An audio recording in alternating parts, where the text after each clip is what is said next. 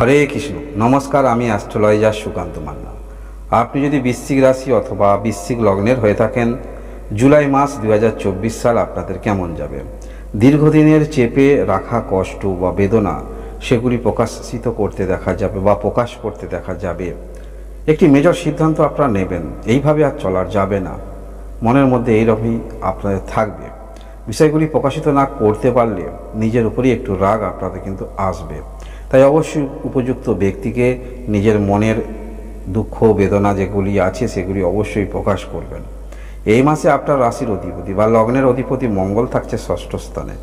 ষষ্ঠ স্থান খুব একটা সুখকর স্থান নয়, তথাপি মঙ্গল নিজস্ব ঘরে অবস্থান করে আছে। তাই যে কোনো বিষয়ে এনার্জি যথেষ্ট থাকবে এবং একটি মেজর সিদ্ধান্ত নিতে দেখা যাবে। অর্থাৎ এইভাবে আর চলা যাবে না, সিদ্ধান্তর মধ্যে একটি পরিবর্তন নিতে দেখা যাবে এই মাসে। শরীর স্বাস্থ্যের দিক থেকে বলতে হলে বড় ধরনের সমস্যা দেখাচ্ছে না, তবে যেহেতু ষষ্ঠ স্থানে মঙ্গল থাকছে আপনার রাশির অধিপতি বা লগ্নের অধিপতি, দুশ্চিন্তা একটু মনের মধ্যে অবশ্য থাকবে।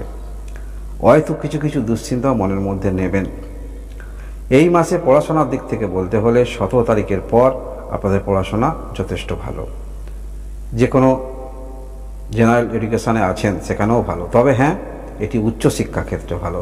মধ্যশিক্ষা ক্ষেত্রে আপনাদের ধৈর্য অবশ্যই আনতে হবে, কারণ 17 তারিখে রবি ঘর পরিবর্তন করে আপনার ভাগ্যস্থানে প্রবেশ করছে।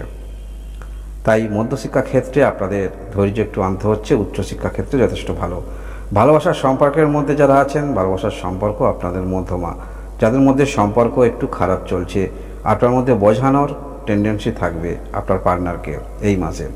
বিবাহিত জীবন ভালো। এই একটি বিষয় যথেষ্ট আপনাদের ক্ষেত্রে ভালো, কারণ আপনার সপ্তম স্থানে দেবগুরু বৃহস্পতি অবস্থান করে থাকছে। আপনাদের যোগকারক গ্রহ দ্বিতীয়পতি এবং পঞ্চমপতি এই সপ্তম স্থানে থাকার ফলে বিবাহিত জীবনে আপনার যথেষ্ট ভালো। এবং যে কোনো বিষয়ে আপনি সমস্যায় পড়লে অবশ্যই পার্টনারের দিক থেকে আপনি সাপোর্ট পাবেন। এই মাসেও তার কোনো ব্যতিক্রম কিন্তু হচ্ছে না। এবং আপনার পার্টনার যে কর্মক্ষেত্রের মধ্যেই থাকুন না কেন, সেই কর্মক্ষেত্রের ব্যাপকতা সেটি বলা যেতে পারে। যারা বিজনেস করছেন, বিজনেস ক্ষেত্রেও আপনাদের ভালো, যেহেতু এই সপ্তম স্থানে দেবগুরু বৃহস্পতি অবস্থান করে আছে। যারা একটি বিজনেস করছেন, দ্বিমুখী কোনো রকম বিজনেস করবেন ভাবছেন, চিন্তা ভাবনা করতে পারেন। সময়টা খারাপ নয়, দেবগুরু বৃহস্পতির কৃপা কিন্তু আপনারা পাচ্ছেন, কারণ সরাসরি সমসপ্তম দৃষ্টি থাকছে আপনার রাশি অথবা লগ্নে। শুভ গ্রহ আপনাদের যোগকারক গ্রহ, তাই বিজনেস শুরু করতে পারেন। এবং আপনারা যারা বিবাহের জন্য চেষ্টা রাখছেন, অবশ্যই চেষ্টা রাখবেন। সময়টা খুব একটা খারাপ নয়, সময়টা অবশ্যই ভালো। ভাগ্যের দিক থেকে বলতে হলে খুব একটা খারাপ নয়, যেহেতু 17 তারিখে রবি প্রবেশ করছে আপনার ভাগ্যস্থানে। ভাগ্যের দিক থেকেও কিছুটা সাপোর্ট আপনারা পাবেন এবং কিছু কিছু বিষয়, এমন কিছু ঘটনা যেগুলি ঘটতে পারে যার ফলে আপনি কিন্তু সেই সমস্ত ক্ষেত্রে অগ্রগতি রাখতে পারেন। মনের মধ্যে চঞ্চলতা থাকবে, একটু টেনশন থাকবে, যেহেতু আপনার ষষ্ঠ স্থানে রাশির অধিপতি মঙ্গল অবস্থান করে থাকবে। আর্থিক দিক থেকে বলতে হলে অনেকটা ব্যয় আপনারা নিয়ন্ত্রণ করতে পারবেন এই মাসের 17 তারিখের পর। এবং 17 তারিখের আগে যে কোনো ক্ষেত্রে কিছু পাওয়ার যদি আপনার সম্ভাবনা থাকে আর্থিক দিক থেকে, সেই সমস্ত ক্ষেত্রে কিছু প্রাপ্তি অবশ্যই থাকছে। বিশেষ করে 7 তারিখ পর্যন্তও কিন্তু খুব একটা খারাপ নয়, প্রাপ্তিযোগ থাকছে। যেহেতু অষ্টম স্থানে রবি শুক্র অবস্থান করে থাকবে, শুক্র 7 তারিখে প্রবেশ করবে আপনার ভাগ্যস্থানে, অর্থাৎ কিছু প্রাপ্তিযোগ অবশ্যই থাকছে মাসের মাঝামাঝি পর্যন্ত। দেবগুরু বৃহস্পতি যেমন বলছিলাম আপনার সপ্তম স্থানে অবস্থান করে আছে। নতুন নতুন কিছু ইনকামের চিন্তাভাবনা, স্ট্র্যাটেজি সেগুলো অবশ্যই আসবে। এবং আপনার মধ্যে বিজনেস যেটি করছেন, নতুন কিভাবে পরিচালনা করা যায় বা কিছু কিছু চিন্তাভাবনার মধ্যে বৈচিত্র্য অবশ্যই থাকবে। বিবাহিত জীবন পূর্বেই বললাম ভালো, এবং আপনার পার্টনারের দিক থেকে যথেষ্ট ভালো। শনি যেমন অবস্থান করে আছে আপনার চতুর্থ স্থানে, তেমনই থাকছে। আপনারা কিন্তু শনির ঢাইয়ার মধ্যে আছেন, মনে রাখবেন। এবং এই চতুর্থ স্থানে অবস্থান করছে যে দৃষ্টিগুলো থাকছে, মঙ্গলের ওপরে থাকছে, দশম ঘরে থাকছে এবং আপনার রাশি অথবা লগ্নে থাকছে। হ্যাঁ, পারিবারিক বিষয়ে কোনো কিছু বিষয় যথেষ্ট চিন্তিত, টেনশনে থাকবেন। তবে চিন্তিত, টেনশনে থাকলেও যখন সামগ্রিক এই যে রাশিফল আলোচনা করা হচ্ছে, অন্যান্য গ্রহের দৃষ্টি নিয়ে সমন্বয়ে আলোচনা করা হচ্ছে, আপনার রাশিতে শনি গ্রহের দৃষ্টি থাকলেও দেবগুরু বৃহস্পতির কিন্তু দৃষ্টি থাকছে, যার ফলে যে কোনো পরিস্থিতি হোক না কেন, পরিস্থিতি অনুসারে আপনি মানিয়ে নিয়ে চলতে পারবেন। এবং সমস্যা হলেও বিপরীত দিক থেকে আপনি অনেক রকম পরামর্শ পেতে পারেন, বিবাহিত যদি হয়ে থাকেন। এই মাসেও তার কিন্তু ব্যতিক্রম কিন্তু হচ্ছে না। কর্মের জন্য যারা চেষ্টা রাখছেন অবশ্যই কর্মের জন্য চেষ্টা রাখবেন, তবে নতুন করে যারা বিজনেস শুরু করবেন বিজনেস ক্ষেত্রটা যথেষ্ট ভালো। এবং যারা কর্মের জন্য চেষ্টা রাখছেন ম্যানেজমেন্ট সেক্টরে, এরকম ক্ষেত্রে আপনি চেষ্টা রাখতে পারেন, বা শিক্ষকতা, সে যে কোনো রকম শিক্ষকতা হতে পারে, কম্পিউটার শিক্ষা, জেনারেল শিক্ষা, এরকম শিক্ষকতার ক্ষেত্রে আপনি কিন্তু চেষ্টা রাখতে পারেন। বা যারা কোনো রকম হর্টিকালচার নিয়ে কিছু করছেন, কৃষি করছেন, সেই সমস্ত ক্ষেত্রে যথেষ্ট ভালো। আপনি নিজে কোনো ফার্ম করছেন, হর্টিকালচার, সেখানেও কিন্তু আপনাদের ভালো বলা যেতে পারে। মঙ্গল যেহেতু ষষ্ঠ স্থানে থাকছে, ধৈর্য কিছু কিছু বিষয় একটু কম থাকবে। আপনার কথাকে কেউ গুরুত্ব যদি না দেয়, সেখানে আপনি মেজাজ হারিয়ে ফেলতে পারেন।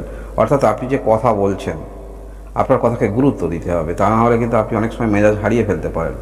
কারণ রাহু যে পঞ্চম স্থানে অবস্থান করে আছে, আপনার মনের মধ্যে বিভিন্ন রকম চিন্তাভাবনা হঠাৎ হঠাৎ করে আসবে, আবার তা প্রশমিতও হবে। যে চিন্তাভাবনাগুলো আসবে বিপরীত দিক থেকে এমন এমন কিছু হয়তো আপনি ভাবতে পারেন যেগুলো কিন্তু হওয়ার নয়। কিন্তু আপনি যদি বিবাহিত হয়ে থাকেন বা আপনার কেউ হিতৈষী ব্যক্তি, পার্টনার আপনাকে কিন্তু সঠিক পথটা দেখাতে পারবে এই মাসে শুক্র 7 তারিখে প্রবেশ করছে আপনার ভাগ্যস্থানে, 17 তারিখে রবি প্রবেশ করছে এবং 19 তারিখে বুধ আপনার দশম স্থানে প্রবেশ করছে।